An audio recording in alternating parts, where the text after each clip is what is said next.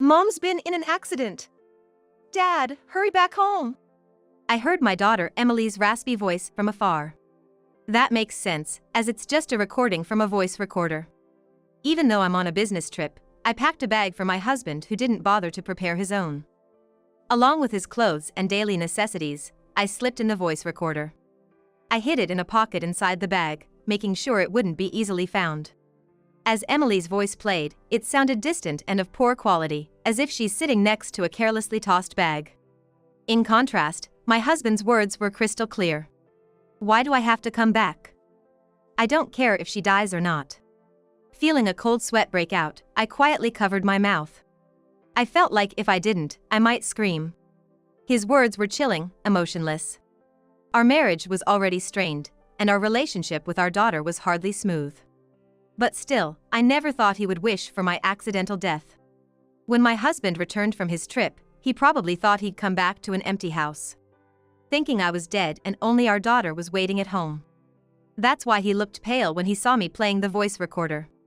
Watching his trembling reaction, I smiled warmly. What's wrong? You look like you've seen a ghost. My name is Susan, a 45-year-old homemaker. My husband, John, is 48 and works at an IT company. We met 19 years ago through a mutual acquaintance. John and I hit it off immediately and got married a year into our relationship. The following year, I became pregnant at 28. We named our daughter Emily and decided to raise her with love. She was adorable, and my husband was utterly smitten with her. Hey, if you're this smitten, what will you do when Emily brings home a boyfriend? Whoa, Emily's just a baby. Don't talk about boyfriends. Surprisingly, it'll happen sooner than you think. No way. I won't accept it. We were a happy family of 3. But as living on my husband's salary alone became difficult, I started working from home, balancing housework and childcare. In doing so, I began learning about stocks, earning a modest profit. Initially, I was drawn to phrases like recommended for beginners and anyone can earn, only to learn the hard way that nothing comes easy. However, with proper study and approach, the stock market wasn't entirely unreasonable. I invested within limits to avoid impacting our household finances, so quick riches were out of the question. Even with my earnings and stock dividends, our savings never grew. It wasn't that my husband's salary was extremely low, but our savings just didn't increase. In fact, some months we were in the red. The reason was Emily, now a sophomore in high school. Around the time I expected, I heard the front door and knew she was back. Around the time I expected, I heard the front door and knew my daughter had come home. I immediately went to the entrance and showed her the credit card charges that had come to my phone. Emily, you spent money on online games again, didn't you? And you even bought new clothes. I give you an allowance, so manage within that limit. At the end of the month, to transfer money to the bank for the credit card bill, I opened the credit card app and was shocked. There were many unfamiliar charges, totaling over $2,000. All of them were either game charges or from clothing stores I never use. Since the payments were made from my husband's card, at first, I suspected him of infidelity. However, he doesn't play games much, and I found clothes in Emily's room from the same stores listed on the statement. Unbelievable. You've spent this much again. This wasn't the first time Emily had overspent like this. She got her first smartphone in 4th grade. Initially, it was just for communication, but in middle school, she became obsessed with online games. When she first asked if she could spend money on online games, I said, as long as it's within your allowance. But she got more and more into the games and started charging without telling me. I told you. If you charge games without permission again, I'm taking your phone away. When I said that, Emily shouted back, "Shut up, you old hag. Don't talk to me about money when you don't even work." What did you say? This card is Dad's, right? I'm using his money. Don't act all high and mighty, you jobless hag. Emily stood up and shoved my right shoulder hard. I stumbled and fell on my behind, and she looked down at me with cold eyes. The first thing I hear when I come home is your yelling, it's the worst. I hate coming back to this house, wish you'd just disappear. She grabbed her bag and kicked my foot. Then she stomped upstairs to her room. Alone in the entrance, I let out a heavy sigh. Emily wasn't always like this. She used to sulk when scolded, but she understood the abnormality of spending her parents' money without permission. There was a time when she'd check what was within her allowance. But around the time she entered middle school, she began to treat me with this arrogant attitude. This isn't just typical teenage rebellion. The root cause is my husband. The first time I discovered Emily had secretly spent a lot of money on online games, I asked my husband to talk to her when he got home from work. He let out a small sigh and said, "Huh? It's fine, isn't it? If Emily wanted to buy it, let her have it. Didn't you say you didn't want our daughter to feel deprived? Was that just talk?" I do mean it. But spending $1,000 or $2,000 without telling us is different. That's a month's worth of groceries. What, don't you love your daughter? Of course I do. That's why we need to teach her the right way to use money. As I tried to continue my argument, my husband clicked his tongue and said, "Stop it. I come home tired from work, and your nagging is just exhausting. You used your phone for the payment, right? Since it's my money, just be quiet. I'm gonna take a bath first, so get dinner ready." Instead of scolding Emily, my husband criticized me for being harsh. Even after that, I tried several times to have discussions with both my husband and Emily about her spending habits. But my husband always said, "It's my money, so it's fine," never showing any sign of scolding her. Naturally, Emily grew closer to him, sweetly calling him daddy and snuggling up to him. In contrast, she began treating me with disrespect, calling me you or old hag, which is inexcusable even considering her teenage rebellion. But my husband knew that if Emily kept spending money recklessly, it would strain our finances. He started to blame me for it. Do you even realize that you're a homemaker because of me? Get a job and contribute to the household.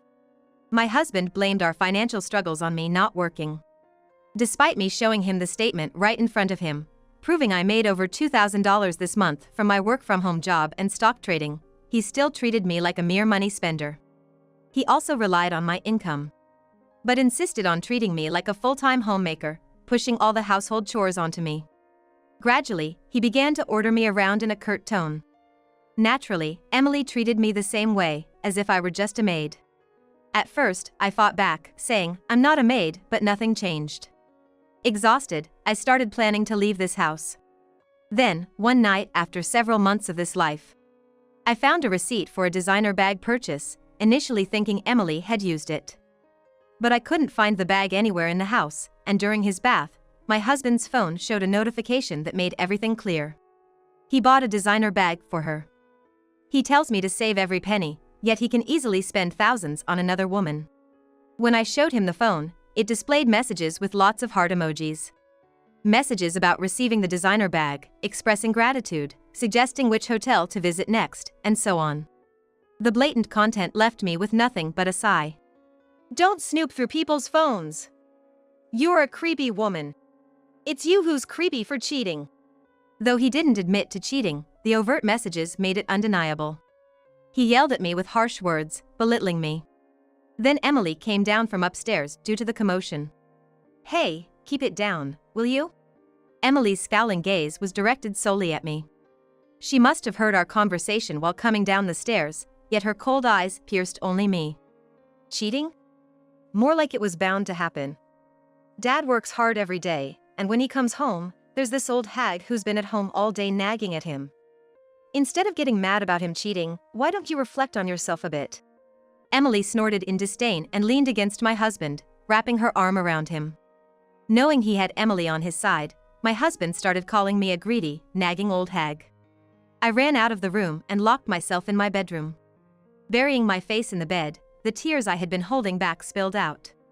I had planned to leave a little later, but I had reached my limit. I rubbed my red eyes and reached into my drawer. The next day, my husband said he was going on a business trip and left the house. He probably thought I would resist, as he spoke to me with harsh words. I quietly prepared his things for the trip without any argument, and he looked at me, seemingly taken aback. "That's right, just be silent and obey, and I'll keep you in the house." I didn't say a word to him as he left cheerfully, nor to Emily as she went to school. In the evening, I heard the front door open. Thinking it was Emily, I ignored it, but I heard voices. Surprised that we might have guests, I peeked out to the entrance and saw Emily with a woman I didn't know. "What are you doing, you old hag?" "Oh, Mom, come in, don't mind her. Dad's on a business trip, by the way." I know. Oh, right. Of course, you do. Emily and the unfamiliar woman were chatting familiarly.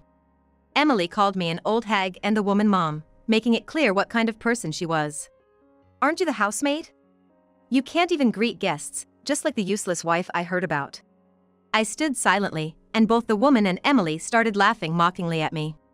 "Gross, old hag. Annoying when you talk, creepy when you're silent. Why are you so mad that I love Mom so much?" Emily interpreted my silence as she pleased and kept insulting me. The woman gently hugged her shoulder and laughed. "Look, Emily isn't to blame. Oh, I'm Jessica, a colleague of John's from his work. Unlike you, I can do basic greetings." Jessica, my husband's affair partner, made a point to introduce herself to me. However, her words had no impact on me at that moment. All that remained in my mind was the presence of my daughter and this unknown woman in my house. "Say something, will you? Can she really not speak?" I continued to stare in silence. Their discomfort grew, and they began to insult me freely. After a few minutes of enduring their taunts, "Hey Mom, let's just leave this old hag and go have some fun." "Sure, Emily. Let's go out for dinner tonight." Seemingly hesitant to push past me as I stood silently in front of the living room door. They left the house together, chatting and laughing about where to go and what to eat. As Jessica closed the door, she gave me a triumphant look. Emily, perhaps finding me creepy, frowned and slammed the door behind her. Finally, I let out a sigh. Emily's return had delayed my departure, but it was better than them entering the house while I was still there. I had hidden a bag in the living room, packing everything I needed to leave this house. As I checked its contents and began packing them into my suitcase, my phone, which had been silent for a long time, began to ring. It was the ringtone I set for Emily, a sound I hadn't heard in years. Watching it, unsure if it would stop, the call finally ended after a minute or two. But almost immediately, it began to ring again. I pressed the answer button, and a high-pitched voice came through. "Hey, you old hag. Call Dad and tell him Mom's in trouble. He cut off my call." I silently hung up the phone. The phone rang again. But I turned it off to silence the noise. The room fell quiet. After about 5 minutes, I turned the phone back on and found dozens of missed calls. She must have been calling and hanging up repeatedly in that short time. Seemingly giving up, my phone remained silent. I needed to make one final move. I sent texts to both my parents and John's relatives. The next evening, John returned home in a good mood, calling out cheerfully at the entrance, "I'm home." But what greeted him were the sounds of rushed footsteps and Emily's crying. "Dad, you idiot. Why did you ignore my calls?" John looked bewildered as Emily screamed through her tears. Before he could ask what was wrong, another voice echoed. "Dad, it's urgent. Mom's been in a serious accident. Come to the hospital now." It was Emily's voice. The Emily standing in front of John was too distraught to speak coherently. His eyes finally met mine, standing silently in front of the living room door. "Ew, no way. Why should I care if she dies?" John turned pale and trembled as he heard his own voice, laughing and joking, from the voice recorder I held out. He finally realized the conversation had been recorded. "What's wrong? You look like you've seen a ghost." I spoke to John for the first time in a while, and he gasped sharply. But his scream wasn't because of me. Behind me, my angry parents and in-laws had come into view. Of course, I hadn't been involved in any traffic accident. The mom Emily referred to, involved in the accident, was Jessica, John's affair partner. Last night, Emily came to the hospital, her face tear-streaked, begging me to contact John. "Mom's in big trouble. Hey, why did you ignore my calls? Call Dad for me." Emily was crying in front of me, but I felt nothing. I just silently listened to her complaints. After leaving the house, they apparently headed to the bustling downtown area. Walking carelessly while looking at their phones, they entered a red light. A car managed to stop in time, but a motorcycle swerving around it hit Jessica. Jessica was thrown and lost consciousness. Because there were many witnesses, an ambulance was called quickly.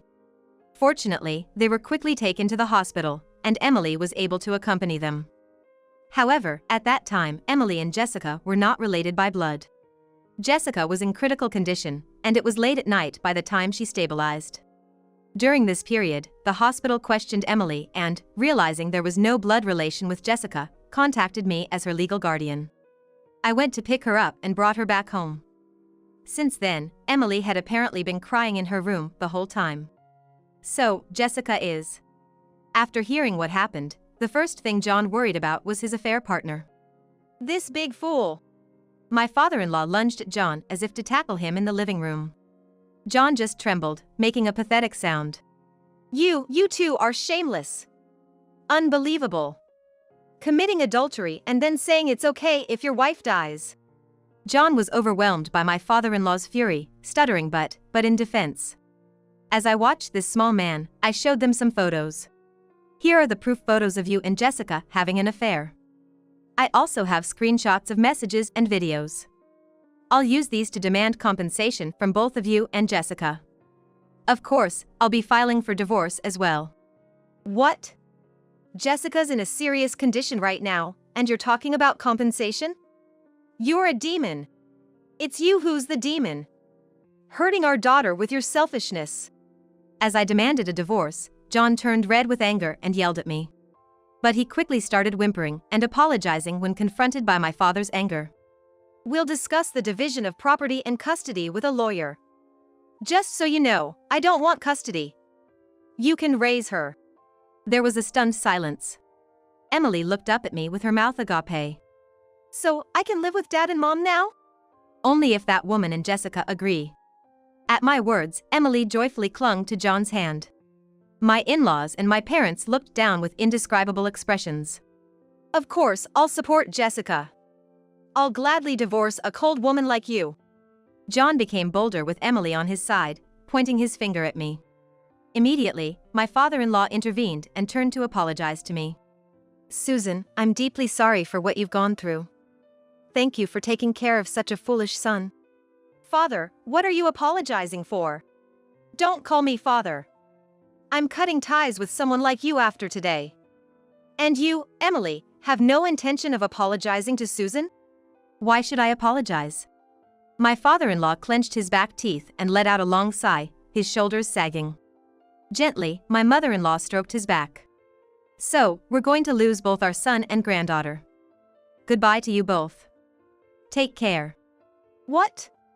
Even Grandma? What are you talking about? Watching their reaction, my parents nodded in agreement. We never want to see your face again. Emily, take care of yourself. You're no longer our granddaughter. Grandpa. Emily just stared at my father, bewildered, not understanding his words. John, without apologizing, quickly left with Emily for the hospital where Jessica was. Afterward, I filed for damages of $60,000 each against both John and Jessica. Though Jessica managed to get the amount reduced with a lawyer, I was content with receiving any compensation. Jessica ultimately survived the accident but was left with severe lower body disabilities. The situation was entirely her fault, involving distracted walking and entering a red light. The motorcyclist was understandably furious. Jessica maintained that in vehicle pedestrian accidents, the vehicle was always at fault, making negotiations difficult. Working like before is difficult now, with the trouble with the motorcycle driver and the alimony to me. Naturally, she'd want to reduce expenses wherever possible. The three of them initially tried living together, but conflicts arose quickly. John had to work tirelessly as he was the sole breadwinner.